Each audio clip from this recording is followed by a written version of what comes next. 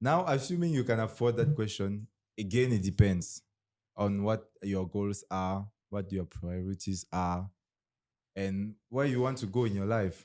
So, if you're, let's say, a 60-year-old public worker, public servant, and all your kids are working, and you don't have much to do left, you don't have much to do in life, why will you save 50?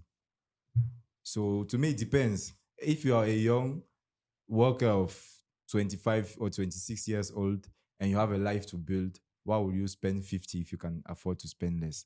So to me, it depends. There's not like a one size fits all answer. And in regards to the workers, there are some situations where companies or organizations give their workers a retirement fund. Let's say if Yeah. you have a contract of 5 years, 10 years, you leave, you get a 401k or you Yeah. get a retirement fund. Is this thing worth it, or does it end up being a trap to this person? Well, personally, I will not bet my retirement on something I cannot control. So if I have a choice to if I have a choice to decide how I want my retirement to be, I would like to be in full control. So I will not advise someone to think that okay, this company is going to take care of my retirement because you don't know what can happen. So yeah, what if the person who manages that funds somehow steal the money?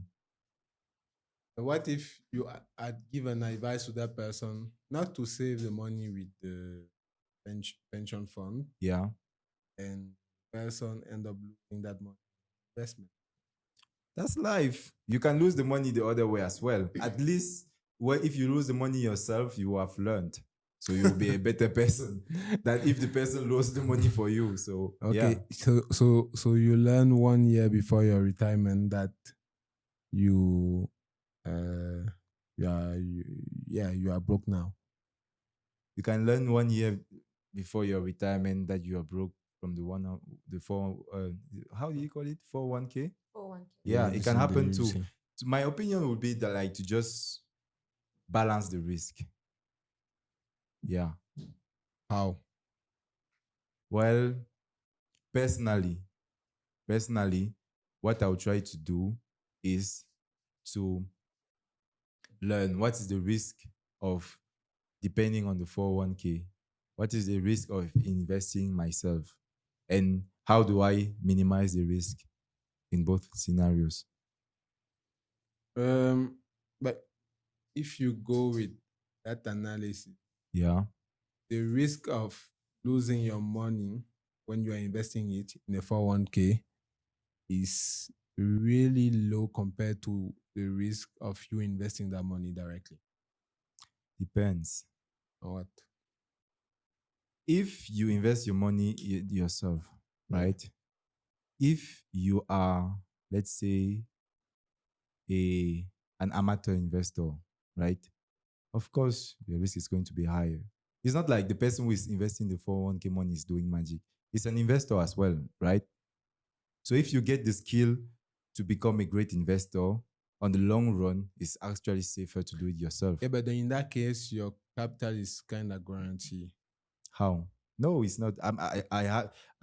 It happened actually that people 401k vanished. You know that, right? Yeah, but you can choose which type of investment to use with your you With your can 401k. yes, you can go with a safe option where you don't want to take any risk, Mm-hmm.